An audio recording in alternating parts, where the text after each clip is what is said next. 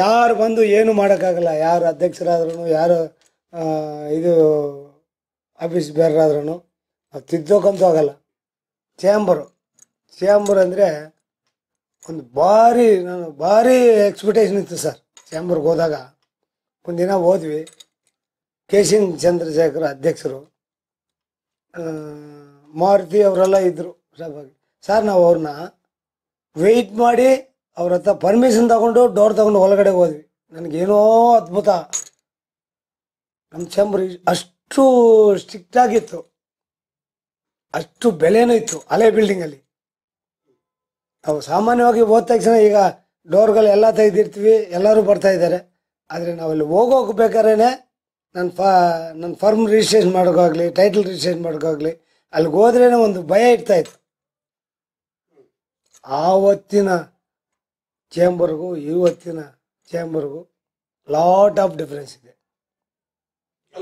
ನಾವು ಅದೇ ರೀತಿಯಲ್ಲಿ ಅಲ್ಲಿಗೆ ಹೋಗಿದ ದಿನ ಏನಾರ ಮಾಡಿ ನಾವು ಇಲ್ಲಿ ಒಬ್ಬ ಕಮಿಟಿ ಮೆಂಬರು ಏನು ಆಗಬೇಕಂತ ಹೇಳಿ ಆಸೆ ಪಟ್ಕೊಂಡು ಹೋದ್ವಿ. ಭಗವಂತ ನಮಗೆ, ನಾವು ಹೋದ ವರ್ಷನೇ ಕಮಿಟಿ ಮೆಂಬರ್ ಆದೆ. ಆವತ್ತಿಂದ ಸತತವಾಗಿ ನಿಯರ್ಲಿ ಒಂದು 10 ಟೈಮ್ ನಾನು ಕಮಿಟಿ ಮೆಂಬರ್ಗಳಾಗಿ ಬಂದಿದ್ದೆ. ಅದೆಲ್ಲ ಕಲಿತ ಮೇಲೇ ಬಸಂತ್ ಕುಮಾರ್ ಪೀರಿಯಡಲ್ಲಿ ಸೆಕ್ರೆಟ್ರಾಗಿ ಎಲಗ್ತಾ ಇದೆ. ಅದಾದ ನಂತರ ನಾನು ತಿರುಗಿ ನೋಡಿಲ್ಲ. ಇಲ್ಲಿವರೆಗೂ ಯಾರೇ ನಮ್ಮ ಮೇಲೆ ನಿಂತಿರಲಿ, ಎಲ್ಲ ಟೈಮಲ್ಲಿ ನಾನು ಗೆದ್ಕೊಂಡು ಬಂದಿದ್ದೀನಿ. ಹೆಚ್ಚು ಕಮ್ಮಿ 10 ವರ್ಷ ನಾನು ಆಫೀಸ್ ಬೇರಾಗಿ ಸೇವೆ ಸಲ್ಲಿಸಿದ್ದೀನಿ. ನಮ್ಗೆ ಅಷ್ಟು ಬೆಲೆ ಇತ್ತು ಚಾಂಬರ್ ಅಂದರೆ. ಅಷ್ಟು ಅದ್ರ ಬಗ್ಗೆ ಇದಾಗ್ತಾ ಇದ್ವಿ, ಅಟ್ರಾಕ್ಟ್ ಆಗ್ತಾ ಇದ್ವಿ. ಏನೋ ಅಂದ್ಕೊಂಡು. ಈಗ ಏನು ಸರ್, ಚಾಂಬರ್ ಅಂದರೆ ಬೆಲೆ ಇಲ್ಲದಾಗಿದೆ. ವಾಟ್ಸಪ್ಗಳಲ್ಲಿ ಟೀಕೆಗಳು, ಇದು ಮುಂದಕ್ಕೆ ಹೀಗೆ ಇರುತ್ತೆ ಅನ್ನೋದು ನನಗೆ ನಂಬಿಕೆನೇ ಇಲ್ಲ.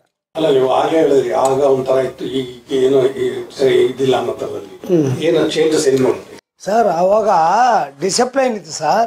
ನಾವು ಹೋಗಿ ಜೋರಾಗಿ ಮಾತಾಡೋಕ್ಕೂ ನಮಗೆ ಆಗ್ತಾ ಇರಲಿಲ್ಲ.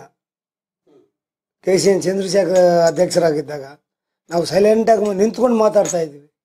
ಈಗ ಏನು ಗಲಾಟೆಗಳು ನಡೀತಿದೆ, ವಾಟ್ಸಪ್ಗಳು, ಟೀಕೆಗಳು ದಿನ ನೋಡಿ. ಡೈರೆಕ್ಟಾಗಿ ಹೋಗ್ಬೋದು, ಡೈರೆಕ್ಟಾಗಿ ಬರ್ಬೋದು. ನಾವು ವೆಯ್ಟ್ ಮಾಡ್ತಾ ಇದ್ದೀವಿ ಅವ್ರನ್ನ ಭೇಟಿ ಆಗ್ಬೇಕಾರೆ. ಇದೇನೇ ಬೇರೆ ಇತ್ತು. ಅವರು ನಾವು ಬರ್ತಾ ಬರ್ತಾ ಬರ್ತಾ ಬರ್ತಾ ಒಂದು ರೇಂಜ್ಗೆ ಚೇಂಜ್ ಅದು ಹೀಗೆ ಸರ್. ಅವರು ಮನಸ್ಸಿಗೆ ಬಂದು ಯಾರು ಬೇಕಾದ್ರೂ ಇದಾಗ್ಬೋದು, ಒಂದು ಇದು ಇರ್ತಾ ಇತ್ತು, ಘನತೆ. ಅದಿಲ್ಲ ಈಗ. ಆ ಕೂಗಟ್ಗೆಲ್ಲ ಹೊಲ ನೋಡ್ತಾ ಇದ್ರೆ ಏನಪ್ಪ ಇಷ್ಟು ಮಟ್ಟಿಗೆ ಆಗೋಗ್ಬಿಟ್ಟಿದೆ ಅನಿಸ್ತದೆ. ಹೌದು ಸರ್, ಅದನ್ನೇ ನಾನು ಜೀರ್ಣಿಸ್ಕೊಳ್ಳೋಕೆ ಆಗ್ತಾ ಇಲ್ಲ ನನ್ನ ಕೈಯಲ್ಲಿ. ಆವತ್ತಿನ ಇದಕ್ಕೆ ಶಿಸ್ತುಗೆ ಇವತ್ತು ನಡೀತಾ ಇರೋದಕ್ಕೆ ಯಾರು ಬೇಕಾದ್ರೂ ಗಲಾಟೆ ಮಾಡೋ ಇದು ರೇಂಜಿಗೆ ಬಂದ್ಬಿಟ್ಟಿದೆ ಚಾಂಬರ್. ಏನು ಮಾಡೋಕ್ಕಾಗುತ್ತೆ? ಯಾವ ಥರ ಕಟ್ಟಿಟ ಮಾಡ್ತಾರೆ ಮೆಂಬರ್ಗೆಲ್ಲ ಆ ಥರ ಬರ್ತಾ ಇದ್ದಾರೆ. ಈಗ ಹೊಸಬರು ಏನೋ ಸಾಧನೆ ಮಾಡಿರೋರು ಕೂತ್ಕೊಳ್ತಾ ಇದ್ರು. ಥಿಯೇಟ್ರ್ಗಳಿದ್ದವರು ಅಥವಾ 10-15-20 ಸಿನಿಮಾ ಮಾಡಿದವರು, ಎಕ್ಸ್ಪೆನ್ಸಿವ್ ಇತ್ತು, ಅದರಲ್ಲಿ ಲಾಭ ಗಳಿಸಿ ಕಲ್ಕೊಂಡು ಎಲ್ಲ ಅನುಭವ ಮಾಡಿರೋರೇ ಬರ್ತಾಯಿದ್ರು. ಈಗೇನಿಲ್ಲ, ಸಣ್ಣದೊಂದು ಮೂವಿ ಮಾಡಿದ್ರೂ ಅವರು ಆಫೀಸ್ ಬೇರೆರಾಗಬೇಕು, ಅದಾಗಬೇಕು, ಇದು ಆಗಬೇಕಂತ ಬರ್ತಾಯಿದ್ದಾರೆ. ಬರಲಿ, ಸಂತೋಷ. ಅದನ್ನು ಶಿಸ್ತಾಗಿ ಪಾಲಿಸ್ಕೊಂಡು ಬಂದರೆ ಎಲ್ಲರಿಗೂ ವೆಲ್ಕಮ್. ಏನು ಗೊತ್ತಿರಲ್ಲ, ಫೀಲ್ಡ್ ಏನು ಮಾಡಿರಲ್ಲ, ಅದು ಮಾಡ್ತೀವಿ, ಇದು ಮಾಡ್ತೀವಿ. ನಾವು ಸಾರ್ ಈಗ ಚಾಂಬರ್ ಅಂತಕ್ಕೆ ಹೋದ್ವಿ ಅಂದರೆ ಅಷ್ಟಿಗೆ ನಾವೇನೋ ಸಾಧನೆ ಮಾಡಿದ್ವಿ ಸರ್. ಡಿಸ್ಟ್ರಿಬ್ಯೂಷನ್ ಮಾಡಿದ್ದೀವಿ, ಎಕ್ಸಿಕ್ಯೂಟರ್ ಆಗಿದ್ದೆ, ಕಲ್ತಿದ್ದೀನೋ ಸಂಪಾದನೆ ಮಾಡಿದ್ದೀನೋ ಅದು ಬೇರೆ, ಸೆಕೆಂಡ್ರಿ. ಆದರೆ ಅಷ್ಟೆಲ್ಲ ಮಾಡಿಕೊಂಡು ಆ ಏಟುಗಳು ತಿಂದ್ಕೊಂಡು ಕಷ್ಟ ಏನು ಸುಖ ಏನು ಇವೆಲ್ಲ ತಿಳ್ಕೊಂಡು ನಾವು ಆ ರೇಂಜ್ಗೆ ಹೋಗ್ಬೇಕಂತ ಪ್ರಯತ್ನ ಪಟ್ವಿ. ಈಗೆಲ್ಲ ಅದ್ರ ಬಗ್ಗೆ ಏನೋ ಗೊತ್ತಿರಲ್ಲ. ಒಂದು ವಾರ ಥಿಯೇಟ್ರಲ್ಲಿ ಓಡಿರಲ್ಲ ಸರ್. ಅವರೆಲ್ಲ ಅವಾಗ ಸಿನಿಮಾಗಳು ಮಾಡಿಲ್ಲ ಅಂದರೆ ನಾವು ಈ ರೇಂಜ್ಗೆ ಇರ್ತಾ ಇದ್ವಿ ಸರ್. ಇವತ್ತು ಸಿನಿಮಾಗಳೇ ಹೋಗ್ತಾ ಇಲ್ಲ. ಇವತ್ತಿನ ದಿನ ಒಂದು ವಾರ ಹೋಗೋ ಸಿನಿಮಾ ತೋರಿಸಿ ಸರ್, ಇಡೀ ವರ್ಷ ಅವತ್ತು ಆಗ್ತಾ ಇದ್ದಿದ್ದು 10-12 ಸಿನಿಮಾಗಳು. ಯಾವ ರೇಂಜ್ಗೆ ಹೋಗ್ತಾಯಿದ್ವು ವೀರೇಶ್ ಅವರು? ಯಾವ ರೇಂಜ್ಗೆ ಹೋಗ್ತಾಯಿದ್ವು? ಎಲ್ಲ ಇರೋ ಥಿಯೇಟ್ರ್ಗಳೆಲ್ಲ ಸಪ್ಲೈ ಮಾಡ್ತಾಯಿದ್ರು. ಇವತ್ತಿನ ದಿನ 350-400 ಸಿನಿಮಾಗಳು ವರ್ಷದಲ್ಲಿ ಆಗ್ತಾ ಇದ್ದಾವೆ. ನಾವು ಥಿಯೇಟ್ರ್ಗಳಲ್ಲಿ 8 ದಿನ ಸ್ಕ್ರೀನ್ ಮಾಡ್ತಾ ಇದ್ವಿ, 8 ದಿನ ಓಡ್ತಾ ಇದೆ ಒಂದು ಫಿಲ್ಮು. ಸ್ವಲ್ಪ ನೀವು believe or not, wanted of audience Friday ಬಂದರೆ ಯಾಗಿದ್ದು ಇಂಡಸ್ಟ್ರಿ ಏನಾಗಿದೆ. ಇನ್ನೇನು ಟಿ ವಿ ಬಂದ್ಬಿಡ್ತು ಮುಳುಗೋಯ್ತು ಅಂದ್ಕೊಂಡ್ರು. ಟಿ ವಿ ಬಂದಾಗ ಅದು ಹಂಗೂ ಇದಕ್ಕೊಂದು ಮಾಡಿಕೊಂಡೇ ಬಂತು ಇಷ್ಟು ವರ್ಷನೂ. ಈಗ OTT ಇನ್ನೊಂದು ಟಿ ವಿ ಅದು ಇದರಿಂದ ಎಫೆಕ್ಟ್ ಅಲ್ಲ ಸರ್. ನಾವು ಮಾಡ್ತಾ ಇರೋ ಫಿಲ್ಮ್ಗಳಲ್ಲಿ ಕ್ವಾಲಿಟಿ ಇಲ್ಲ ಅಂತ ನಾನು ಹೇಳೋಕ್ಕೆ ಬಯಸ್ತೀನಿ. ಕ್ವಾಲಿಟಿ ಇರೋದು ಇವತ್ತು ಜನ ಚೇಂಜ್ ಆಗಿರ್ಬೋದು, ಅವ್ರಿಗೆ ಏನೋ ಹೊಸತನ ಬೇಕಂತಾರೆ, ಅದನ್ನು ಕೊಟ್ಟಾಗ ಖಂಡಿತ ನೋಡ್ತಾ ಇದ್ದಾರೆ ಸರ್, ಏನೋ ನೋಡ್ತಾ ಇದ್ದಾರೆ. ಈಗ ಗಣೇಶ್ ಅವ್ರದ್ದೇ ಈಗ ಲೆಕ್ಕಕ್ಕೆ ತಗೊಂಡ್ರೆ 8 ಸಿನಿಮಾ ವಾಂಟೆಡ್ ಆಫ್ ಆಡಿಯನ್ಸ್ ಆಗಿತ್ತು, ಇದು ಯಾಕೆ ಹೋಗ್ತಾ ಇದೆ? ಅವ್ರು ಬೇಕಂದಿದ್ದು ಏನೋ ಇದೆ ಅಲ್ಲಿ. ಭೀಮಾ ಈಗ ಸಕ್ಸಸ್ ಆಗಿದೆ, ಏನೋ ಅವ್ರಿಗೆ ಬಯಸಿದ್ದು ಇದೆ, ಅದರಲ್ಲಿ ಜನ ನೋಡ್ತಾ ಇದ್ದಾರೆ. ಕೆಲವರು ಅದು ಯಾವ ಥರ ಕ್ಯಾಲ್ಕುಲೇಟ್ ಮಾಡ್ತಾರೋ ಗೊತ್ತಿಲ್ಲ, ಮಾರ್ನಿಂಗ್ ಶೋಗೆ ಬರಲ್ಲ.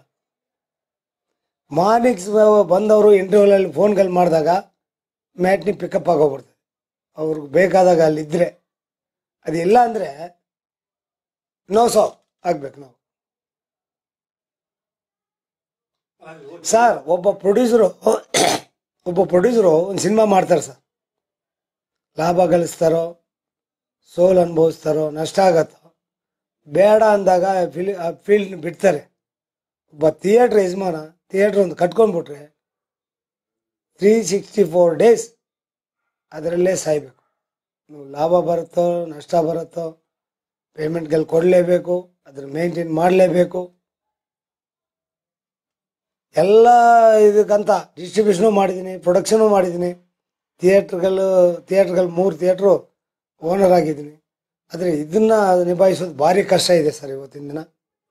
ನಮ್ಗೆ ಒಂದೇ ಒಂದು ಹೋಪ್ ಏನಂದರೆ ನಾವು ಹಾಕಿರೋ ಬಂಡವಾಳಕ್ಕೆ ಲ್ಯಾಂಡ್ ವ್ಯಾಲ್ಯೂಗಳು ಜಾಸ್ತಿ ಆಗುತ್ತೆ, ಅಲ್ಲಿಂದ ನಾವು ಬಚಾವಾಗೋದು ಹೊರತು ಇವತ್ತು ನಡೀತಿರೋ ಚಿತ್ರರಂಗದಲ್ಲಿ ನಮ್ಮ ಸಿನಿಮಾಗಳಿಗೆ ಅವ್ರಿಗೆ ಏನಾಗಿದೆ ಅಂದರೆ ಎಲ್ಲಿ ಅದೆಲ್ಲ ಮಾರ್ಕೊಂಡ್ರೂ ಸಾಲ ಟಿವಿ ಆಗೋಗ್ಬಿಡ್ತದೆ ಅನ್ನೋದು ಭಯ ಬರ್ತಾ ಇದೆ. ಹೌದೌದು ಹೌದು. ಏನು ಮಾಡೋಕೆ ಸಾಧ್ಯ ಸರ್? ನಾವು ಕ್ವಾಲಿಟಿನ ಬೆಳೆಸೋಕ್ಕಾಗ್ತಾ ಇದೆ ಸೆಕ್ರೆಟರಿ ಆಗಿದ್ದು, ವೈಸ್ ಪ್ರೆಸಿಡೆಂಟಾಗಿ ಏನಾರು ಇದ್ದು ಮಾಡ್ಸೋಕ್ಕಾಗ್ತಾ ಇದ್ದ? ಹೀರೋಗಳು ಕೇಳಿದರೆ ಹ್ಞೂನಪ್ಪ ನಂದು ಇಷ್ಟು ಬಡ್ಜೆಟ್ ಕರ್ಕೊಂಡು ಬಾ, ಒಳ್ಳೆ ಸಬ್ಜೆಕ್ಟ್ ತೊಗೊಂಡು ಬಾ ಅಂತಾರೆ. ನಾವು ಯಾರನ್ನ ದೂಷಣೆ ಮಾಡೋಕ್ಕಾಗುತ್ತೆ ಇದರಲ್ಲಿ? ಯಾರನ್ನ ದೂಷಣೆ ಮಾಡೋಕ್ಕಾಗಲ್ಲ. ಇದಕ್ಕೆ ಆನ್ಸರ್ ಹುಡುಕ್ಬೇಕಾರೆ ಕಾಲನೇ ತೀರ್ಮಾನ ಮಾಡಬೇಕು. ಕಾಲನೇ ತೀರ್ಮಾನ ಮಾಡಬೇಕು ಸಿನಿಮಾ ಫೀಲ್ಡ್ ಏನಾಗಬೇಕು ಅನ್ನೋದು. ಯಾರು ಬಂದು ಏನು ಮಾಡೋಕ್ಕಾಗಲ್ಲ. ಯಾರು ಅಧ್ಯಕ್ಷರಾದ್ರೂ, ಯಾರು ಇದು ಆಫೀಸ್ ಬೇರಾದ್ರೂ ನಾವು ತಿದ್ದೋಕಂತೂ ಆಗಲ್ಲ. ಯಾರು ತಿದ್ದೋಕ್ಕಾಗತ್ತೆ? ಕ್ವಾಲಿಟಿ ತರೋಕ್ಕಾಗತ್ತಾ? ಪ್ರೊಡ್ಯೂಸರ್ಸನ್ನು ಹುಟ್ಟಾಕೋಕ್ಕಾಗತ್ತಾ? ಆರ್ಟಿಸ್ಟ್ಗಳು ನೀವು ಇದೇ ಮಾಡಿ ಅಂತ ಹೇಳೋಕ್ಕಾಗತ್ತೆ ಅವ್ರಿಗೆ? ಚಾನ್ಸಸ್ಸೇ ಇಲ್ಲ. ಹಿಂಗೆ ಕತೆ ಏನಂದರೆ ಇಷ್ಟೇ, ಮುಂದಕ್ಕೆ ಅದು ಕಾಲನೇ ನಿರ್ಣಯ ಆಗಬೇಕು. ನಾವೇನು ಮಾಡೋ ಸ್ಟೇಜಲ್ಲಿ ಇಲ್ಲ. ಹೌದು ಸರ್. ಒಂದೊಂದು ಯಾಕೆ ಮುಚ್ತಾ ಇದ್ದಾರೆ ಹೇಳಿ ಸರ್? ಅವ್ರು ಫೀಡ್ ಮಾಡೋಕ್ಕಾಗ್ತಾ ಇಲ್ಲ. ಸಿನಿಮಾಗಳಲ್ಲಿ ಒಂದು ಕ್ವಾಲಿಟಿ ಇದ್ದು ಸಿನಿಮಾ ನಡೀತಾ ಇದ್ದರೆ ಯಾಕೆ ಸರ್ ಮುಚ್ತೀವಿ? ಇಷ್ಟು ವರ್ಷ ನಡ್ಸ್ಕೊಂಡು ಬಂದವರು. ನಾನೇ 1ಕ್ಕೆ 3 ಮಾಡಿದ್ದೀನಿ ಸರ್. ಒಂದು ನಡೆಸೋದೇ ಕಷ್ಟ ಅಂತದ್ರಲ್ಲಿ ಇನ್ನೊಂದನ್ನು ಹೋಗಿ ಮಾಡಿದೆ. ಇಂಡಸ್ಟ್ರಿ ಚೆನ್ನಾಗಿರುತ್ತೆ, ಚೆನ್ನಾಗಿ ಆಗ್ತೀವಿ ಅಂತೇಳಿ ಆಗ್ತಾ ಇಲ್ಲ. ಇವತ್ತಿನ ದಿನ ಫೀಡ್ ಮಾಡೋಕ್ಕಾಗ್ತಾ ಇಲ್ಲ. ನಾನು ಒಂದಿನ 5 ಡೇ ಮುಚ್ಚಬೇಕು ಇದೇ ಥರ ಈ ಫೀಲ್ಡ್ ಇದ್ದರೆ. ಎಷ್ಟಂತ ನಾವು ಬೇರೆದ್ರಲ್ಲಿ ದುಡ್ದು ಇದಕ್ಕೆ ಹಾಕೋಕ್ಕಾಗತ್ತಾ? ಅಲ್ಪ ಸ್ವಲ್ಪ ಏನೋ ಬೇರೆ ಕೆಲಸಗಳು ಮಾಡ್ತೀನಿ, ಸ್ವಲ್ಪ ಇನ್ಕಮ್ ಇದೆ, ಅದನ್ನು ಇದಕ್ಕೆ ಹಾಕ್ತೀವಿ, ಏನೋ ರೋಲಪ್ ಮಾಡ್ಕೊಂಡು ಬರ್ತಾಯಿದ್ವಿ. ಇಲ್ಲಾಂದರೆ ನಮ್ಮ ಕಥೆನೋ ಕ್ಲೋಸು ಇಂಡಸ್ಟ್ರಿಯಲ್ಲಿ. ಕಷ್ಟ ಇದೆ ಸರ್, ತುಂಬ ಕಷ್ಟ. ನೀವು ಮಲ್ಟಿಪ್ಲೆಕ್ಸ್ಗಳು ಅಂತ ಇದ್ದೀರಿ, ಅವನು ಭಾರಿ ಇದಾಗಿದೆ. ಈಗ ಪಿ ಯು ಅವರು ಎಷ್ಟು ಸ್ಕ್ರೀನ್ ಮುಚ್ಚಿದ್ದಾರೆ, ಎಲ್ಲ ಮುಚ್ತದೆ. ಇಂಡಸ್ಟ್ರಿ ಭಾರಿ ಕಷ್ಟದಲ್ಲಿದೆ ಸರ್. ಅಲ್ಲ, ಈಗಿರೋ ಪರಿಸ್ಥಿತಿಯಲ್ಲಿ ಇಂಡಸ್ಟ್ರಿ ಎಷ್ಟು ದಿವಸ ಇರುತ್ತೆ? ಅದನ್ನ ಜೋಶಿ ಹೇಳೋಕೆ ಆಗೋದೇ ಇಲ್ಲ. ಜೋಶಿ ಹೇಳೋಕೆ ಆಗೋದಿಲ್ಲ.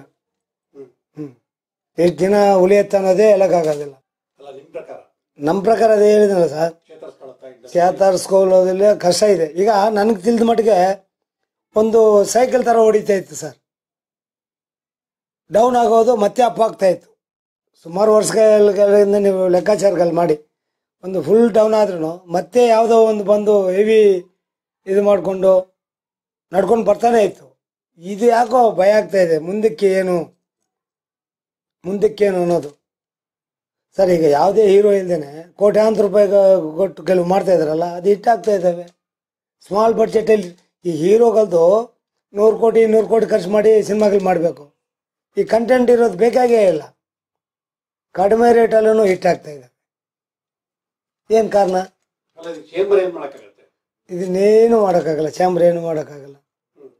ನಾವು 3 ಜನ ಏನು ಪ್ರೊಡ್ಯೂಸರು, ಎಕ್ಸಿಕ್ಯೂಟ್ರು, ಡಿಸ್ಟ್ರಿಬ್ಯೂಟ್ರ್ ಅಂತ ಇದ್ವಲ್ಲ, 3 ಜನ ಒಗ್ಗಟ್ಟಾಗಿ ಏನಾರ ಒಂದು ಕೆಲವು ಬಾರ್ಡ್ರ್ಗಳು ಹಾಕ್ಕೊಂಡು ಅದರಲ್ಲಿ ನಿಂತ್ಕೊಂಡ್ರೆ ಇವತ್ತೂ ಕೇರಳ ಥರ ಏನಾರ ಸ್ವಲ್ಪ ರೇಂಜ್ಗೆ ಇನ್ನೂ ಒಂದಷ್ಟು ವರ್ಷ ನಡ್ಸ್ಕೊಂಡು ಹೋಗ್ಬೋದು.